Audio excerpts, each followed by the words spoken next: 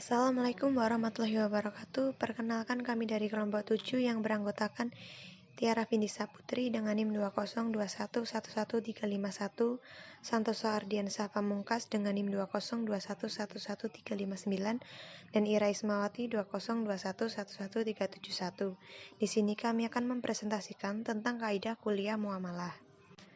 Pengertian kaidah kuliah muamalah. Hukum asal dalam semua bentuk muamalah adalah boleh dilakukan, kecuali ada dalil yang mengharamkannya. Maksud dari kaidah ini adalah bahwa setiap muamalah adalah transaksi. Pada dasarnya boleh, seperti jual beli, sewa menyewa, atau kerjasama. Kecuali yang tegas-tegas diharamkan, seperti yang mengakibatkan kemudaratan, penipuan, judi, dan riba. Kaidah penggunaan dan pengabaian kalam yang berbunyi memperlakukan kalam atau ucapan sesuai tuntutan makna lebih diprioritaskan daripada mendisfungsikannya. Ungkapan yang diberikan kepada seseorang sering menimbulkan bermacam-macam penafsiran. Kaidah ini dapat berlaku jika fungsi kalam dan fungsi ucapan memiliki tingkatan yang sama, yang mana apabila dilihat dari aspek lafaznya berimbang. Dengan demikian, jika melakukan ucapan sangat sulit atau tidak jelas dan mengandung teka-teki, maka mendisfungsikan kalam atau ucapan adalah cara yang lebih baik. Selanjutnya yaitu ada komponen pembentuk kaidah penggunaan dan pengabaian kalam. Yang pertama ada ketentuan dasar sebuah ucapan makna hakikatnya. Yang kedua adalah jika dirasa sulit untuk mengarahkan ucapan pada makna hakikat atau denotatifnya, maka diarahkan pada makna konotatif atau majasnya. Dan yang ketiga yaitu jika sulit memberlakukan suatu ucapan, maka ucapan tersebut tidak dapat diberlakukan. Contoh penerapan kaidah ini yaitu pada ungkapan dari seorang ayah yang ditujukan untuk seorang pemuda, yang mana ayah tersebut mengatakan, "Kunikahkan dirimu dengan Naili," yang mana tidak dijelaskan dengan baik. Misalnya dijelaskan seperti, "Naili ialah anakku."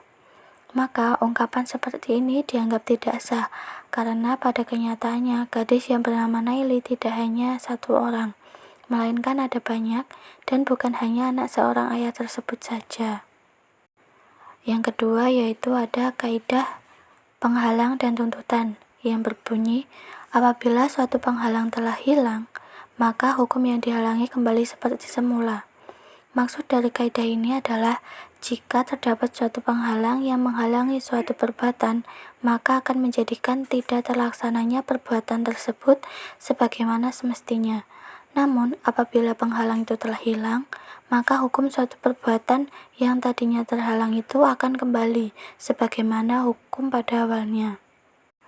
Contohnya yaitu dalam jual beli yang terjadi khiyar ain pada jual beli hewan, yang mana hewan telah diberikan kepada pembeli dan setelah pembeli menerima ternyata hewan tersebut dalam keadaan sakit. Hal tersebut mampu mengakibatkan batalnya akad jual beli tersebut. Namun apabila sakit dari hewan tersebut telah sembuh sebelum pembatalan akad, maka akad jual beli tersebut masih tetap sah dan berlaku seperti pada awalnya. Kaidah dominan haram. Iza jtama'al halalu wal haramu gulibal haramu. Artinya, apabila berkumpul halal dan haram, maka dimenangkan yang haram. Penjelasan dari kaidah ini adalah disebabkannya suatu perkara yang haram itu sudah barang tentu menyimpan kerusakan, baik langsung maupun tidak langsung.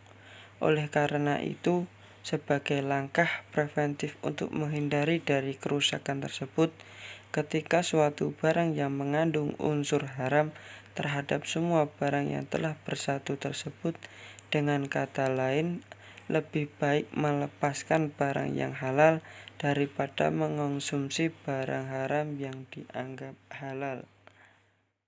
Kemudian, contohnya yaitu ada seorang pemburu menembak seekor binatang buruan.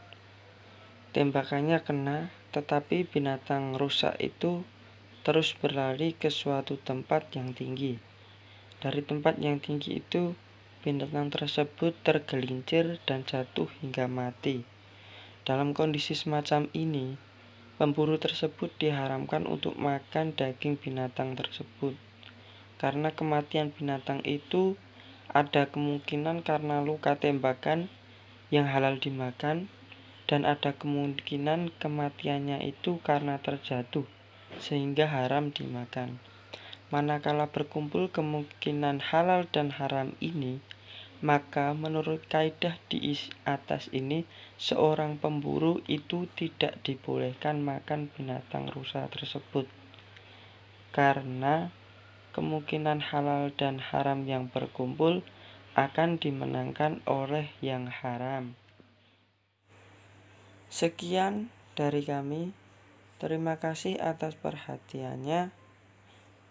Bila ada salah kata yang kami ucapkan, baik secara sengaja maupun tidak sengaja, kami mohon maaf yang sebesar-besarnya. Wassalamualaikum warahmatullahi wabarakatuh.